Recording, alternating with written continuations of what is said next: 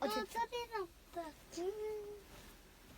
분명히 소 나는데 왜 갑자기 안 들리지? 자, 분명히 소리가 나는.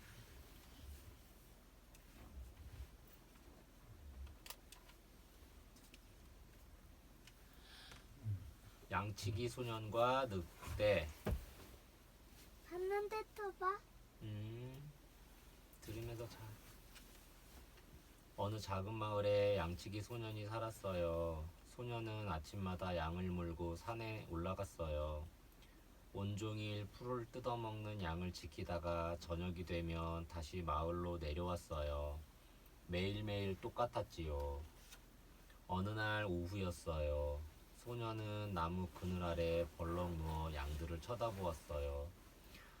아, 심심해. 만날 양들만 보고 있으려니 하나도 재미없네. 무슨 재미난 일 없을까? 소년은 요리조리 장난칠 궁리를 하다가 손뼉을 딱 쳤어요. 아하, 그래. 그렇게 하면 참 재미있겠다. 소년은 마을을 향해 힘껏 외쳤어요. 늑대다! 늑대가 나타났다! 소년의 목소리가 쩌렁쩌렁 울려 퍼졌어요. 소년은 신이 났어요. 곧 재미있는 일이 벌어질 테니까요. 늑대가 나타났다는 소리에 마을 사람들은 깜짝 놀랐어요. 모두 하던 일을 그만두고 헐레벌떡 산으로 올라왔어요. 뭐? 늑대가 나타났다고? 소년은 웃음을 참으며 능청스레 거짓말을 했어요. 커다란 늑대가 왔었는데 저기로 가버렸어요. 참 이상하군. 늑대가 그냥 가버리다니. 마을 사람들은 고개를 갸우뚱하며 산을 내려갔어요. 소년은 그제야 배를 움켜잡고 깔깔깔 웃었어요. 다들 내 거짓말에 감쪽같이 속았네. 아유, 재미있어. 며칠 뒤 소년은 또 심심했어요. 오늘도 장난 좀 쳐볼까? 소년은 고래고래 소리를 질렀어요. 늑대다! 늑대가 나타났다! 누가 좀 도와주세요! 마을 사람들은 허겁지겁 산으로 올라왔어요. 커다란 늑대가 저기서 막 으르렁거렸어요. 소년은 또 거짓말을 했어요. 아무리 둘러봐도 늑대가 없는데. 그래, 거짓말 아니야? 마을 사람들은 투덜거리며 산을 내려갔어요. 소년은 혼자 재미있다며 깔깔깔 웃었어요. 그러던 어느 날 정말 늑대가 나타났어요. 아주 커다랗고 이빨도 날카로운 늑대였지요. 소년은 너무 놀라 눈이 왕방울만해졌어요. 늑대다! 늑대가 나타났다! 소년은 마을을 향해 목이 터져라 외쳤어요. 또 늑대가 나타났다고? 저 녀석이 거짓말을 하는군. 칫! 이번에는 안 속아. 마을 사람들은 소년의 말을 믿지 않았어요. 산에 올라가지 않고 하던 일만 계속했지요. 그 사이 늑대는 양을 실컷 잡아먹고 사라졌어요. 자꾸 거짓말을 했더니 이제는 아무도 내 말을 믿지 않는구나. 이럴 줄 알았으면 거짓말하지 말걸. 소년은 털썩 주저앉아 엉엉 울었어요. 양은 풀을 뜯어먹고 늑대는 양을 잡아먹어요. 양치기는 늑대가 해치지 못하게 양을 지키고 돌보는 일을 하지요. 풀을 뜯어먹는 양. 양은 풀, 나뭇잎, 나무 껍질 등을 뜯어먹어요. 앞니로 끊어 삼킨 뒤 다시 토에 질겅질겅 씹어 삼키는 되새김질을 해요. 양은 성질이 순하고 겁이 많으며 무리를 지어다녀요.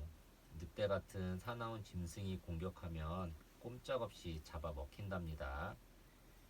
양을 잡아먹는 늑대. 늑대는 양 같은 동물을 잡아먹어요. 보통 3마리에서 8마리 정도가 무리를 이루고 살면서 사냥을 한답니다. 토끼, 쥐, 들새 같은 작은 동물뿐 아니라 사슴, 들소 같은 큰 동물도 잡아먹지요. 사냥한 고기는 날카로운 이빨로 찢거나 뜯어먹어요.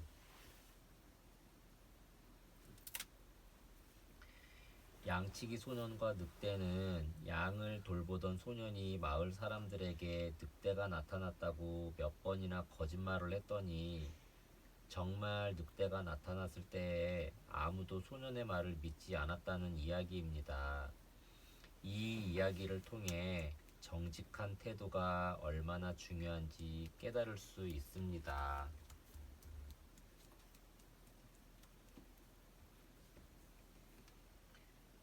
해님과 바람, 갈대와 참나무.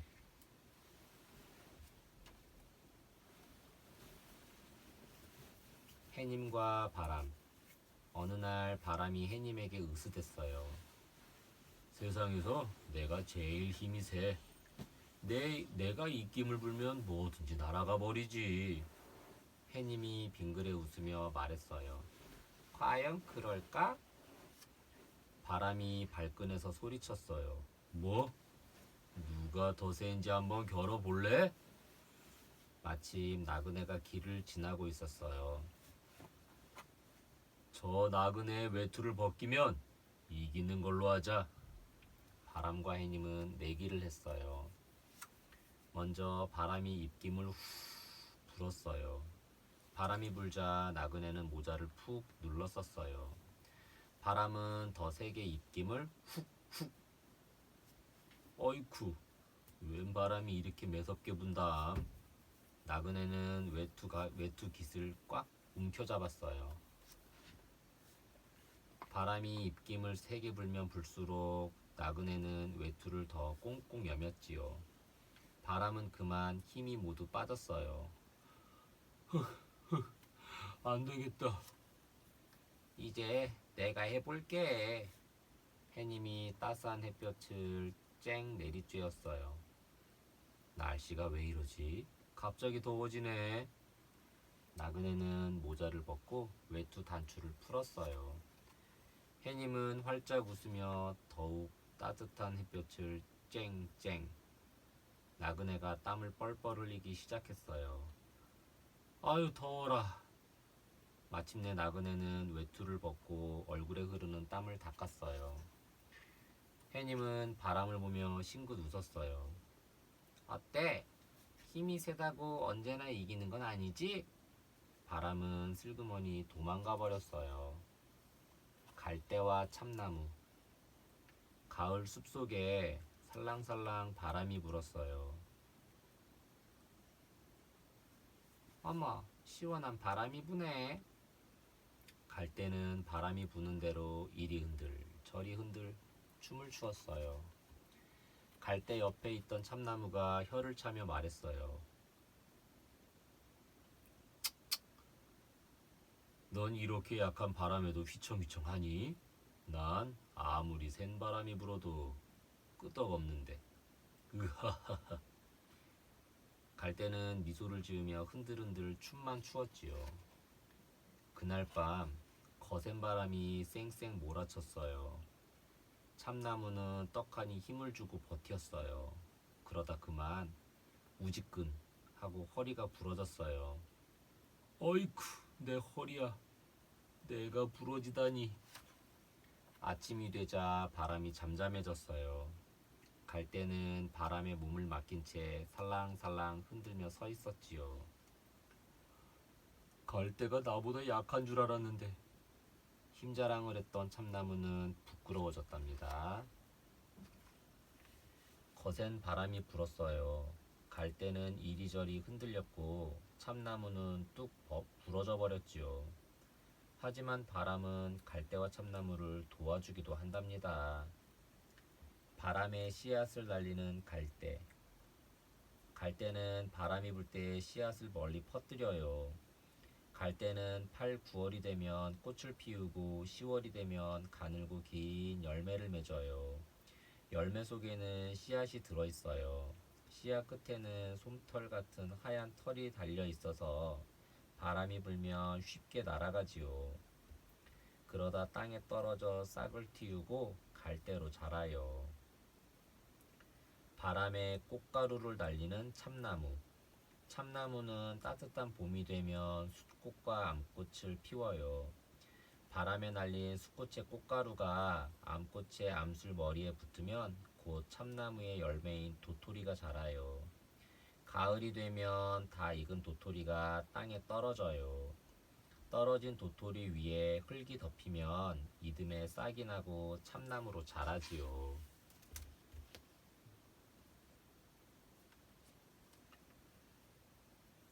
해님과 바람은 해님이 힘만 내세우는 바람을 따스한 햇볕으로 이긴 이야기입니다.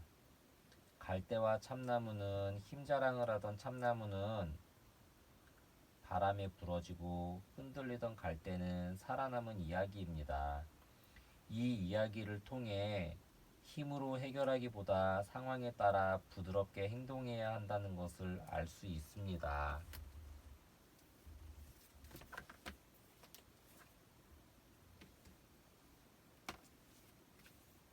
시골쥐와 도시쥐.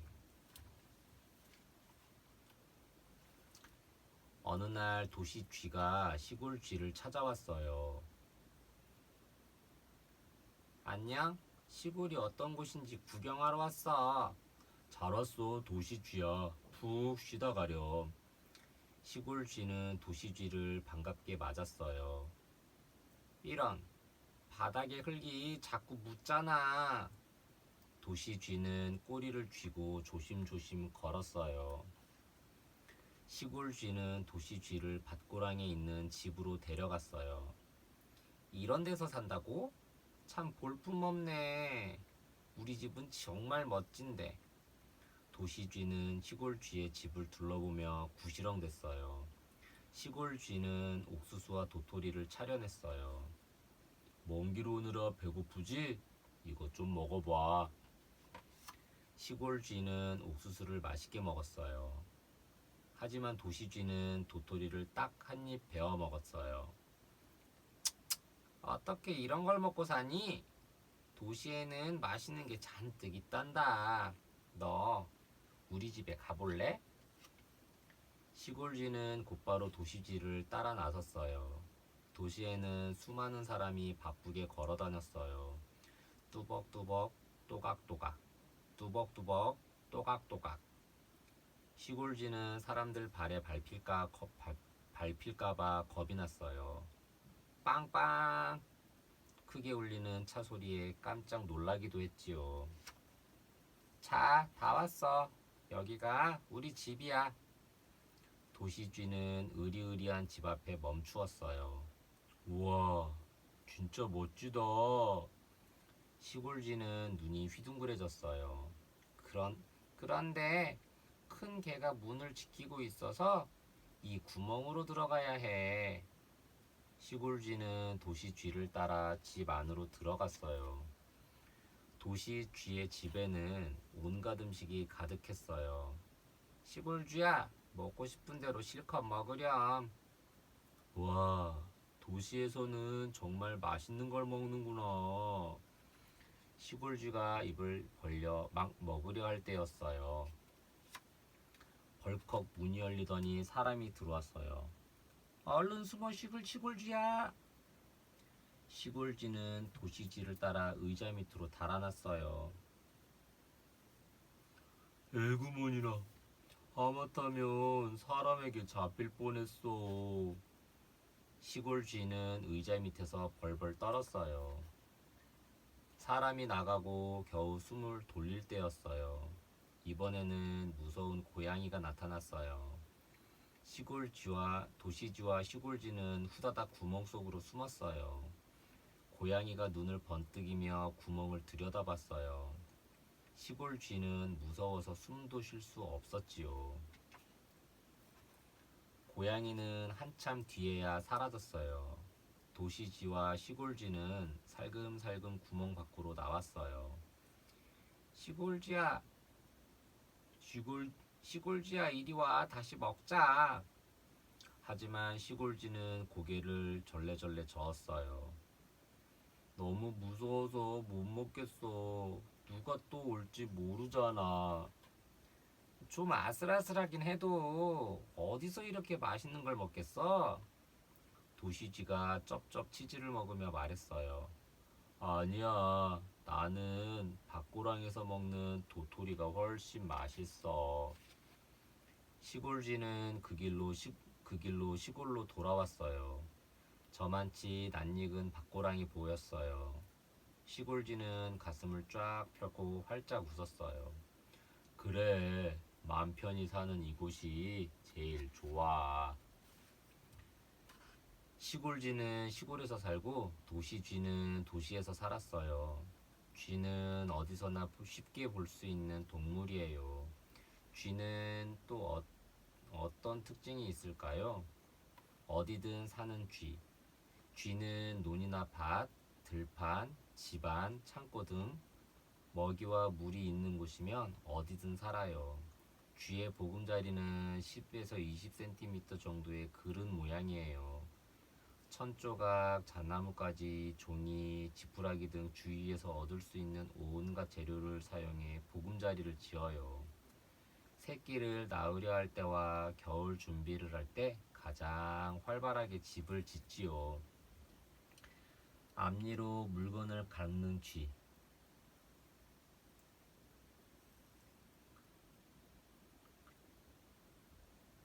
쥐는 앞니가 매우 단단하고 날카로워요. 앞니는 계속 빠르게 자라기 때문에 단단한 물건을 갈가 짧게 만들어요. 그렇지 않으면 너무 길게 자라 먹이를 먹을 수 없게 되지요. 쥐는 태어난 지 2, 3주가 지나면 이빨을 갈기 시작해 평생을 갈가야 해요.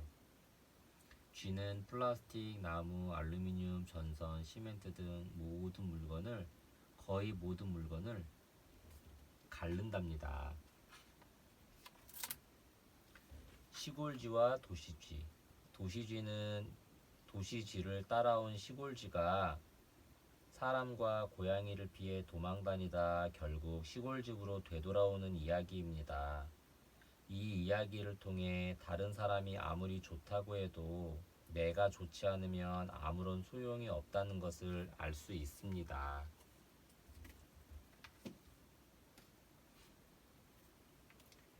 왕이 되고 싶은 까마귀, 공작새의 불평.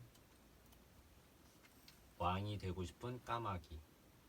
어느 날 하늘의 신이 새들을 모두 불러 모았어요. 너희 가운데 가장 아름다운 새를 새들의 왕으로 삼겠다. 새들은 우르르 강가로 몰려갔어요. 씻고 닦고 빗고 열심히 몸단장을 했어요. 내 멋진 날개 좀 봐. 분명히 내가 왕이 될 거야. 반질반질한 내 깃털이 훨씬 아름답다고. 강 한쪽에서 까마귀가 씻고 있었어요. 휴, 난 왜 이렇게 까맣기만 할까? 다른 새들처럼 깃털이 예쁘면 좋을 텐데. 새들은 몸단장을 마치고 모두 돌아갔어요. 혼자 남은 까마귀는 다른 새들이 강가에 떨어뜨린 깃털을 보았어요. 와, 정말 예쁘다. 이것도 예쁘고 저것도 예쁘네. 까마귀는 다른 새들의 깃털을 열심히 주웠어요. 드디어 새들의 왕을 뽑는 날이 되었어요. 모든 새들이 정성껏 꾸미고 신 앞에 모였어요. 신은 새들을 찬찬히 살펴보았어요. 그러다 알록달록한 까마귀를 보고 감탄했어요. 오, 네가 제일 아름답구나. 널 새들의 왕으로 삼겠다. 그때였어요. 어? 저건 내 깃털인데? 잠깐, 이건 내 깃털이잖아. 새들은 모두 까마귀에게 달려들어 자신의 깃털을 쏙쏙 뽑아갔어요. 까마귀는 다시 새까만 모습이 되었어요. 에구, 창피해라. 내 모습 그대로 올 걸 그랬어. 그럼 떳떳하기라도 했을 텐데. 까마귀는 부끄러워하며 멀리 날아갔어요. 공작새의 불평. 공작새가 숲속을 걸어가고 있었어요. 어디선가 꾀꼬리의 노랫소리가 들려왔어요.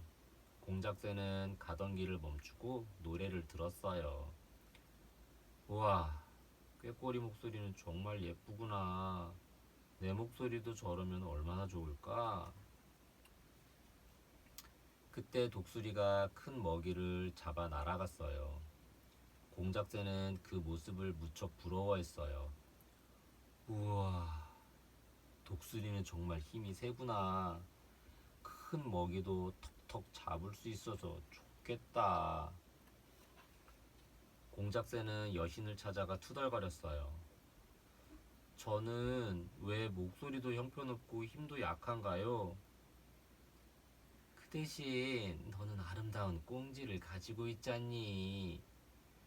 제 꽁지는 치렁치렁 길기만 한걸요? 글쎄, 숲속 동물들에게 네 꽁지를 한번 보여주렴. 공작새는 숲으로 가서 꽁지를 활짝 펼쳤어요. 우와, 멋지다! 저 화려한 꽁지 좀 봐! 동물들은 모두 공작새를 부러워했어요. 아, 나는 아름다운 꽁지를 가졌구나. 그제야 공작새는 자기가 가진 것을 깨닫고 다시는 투덜거리지 않았답니다. 까마귀는 다른 새들의 깃털을 부러워했어요. 공작새는 자기 꽁지가 가진 아름다움을 몰랐지요. 여러 가지 깃털을 가진 새들에 대해 좀 더 알아보아요. 짝의 마음을 사로잡는 깃털. 화려한 깃털로 짝의 마음을 사로잡는 새들이 있어요. 짝짓기를 할 때가 되면 공작새는 암컷 앞에서 눈동자 무늬가 박힌 아름다운 꽁지를 부채처럼 활짝 펼쳐요. 극락조는 화려한 색깔의 깃털을 뽐내며 암컷 앞에서 화려한 춤을 추지요. 금계는 목 뒤에 아름다운 깃털을 한껏 세우고 암컷에게 다가가요. 몸을 숨기는 깃털. 주변과 비슷한 색깔이나 무늬의 깃털로 적에게 몸을 숨기는 새들도 있어요. 쏙독새는 짙은 갈색의 얼룩무늬 깃털을 갖고 있어서 나뭇가지에 앉으면 잘 보이지 않아요.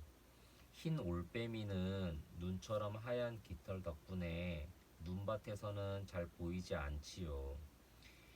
흰죽지 꼬마 물대새는 등에 자갈색과 비슷한 회갈색 깃털이 나 있어요. 그래서 바닷가 자갈밭에서는 눈에 잘 띄지 않아요. 왕이 되고 싶은 까마귀는 까마귀가 다른 새들의 깃털로 몸을 꾸며 아름다워지려는 이야기입니다.